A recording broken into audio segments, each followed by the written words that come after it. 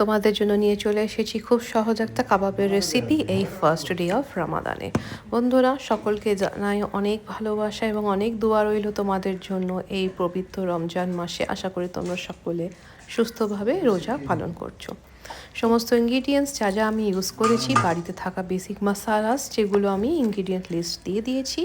এবং এই কাবাবটা বানানো খুবই সহজ এবং সেরকম সময়ও লাগে না, এবং ম্যারিনেট করে রাখতে পারলে ভালো, না করলেও কোনো সমস্যা নেই। এবং হালকা অল্প তেলে গরম গরম ভেজে ইফতারির আগে তোমরা সার্ভ করো, দেখবে খেতে খুব ভালো লাগবে।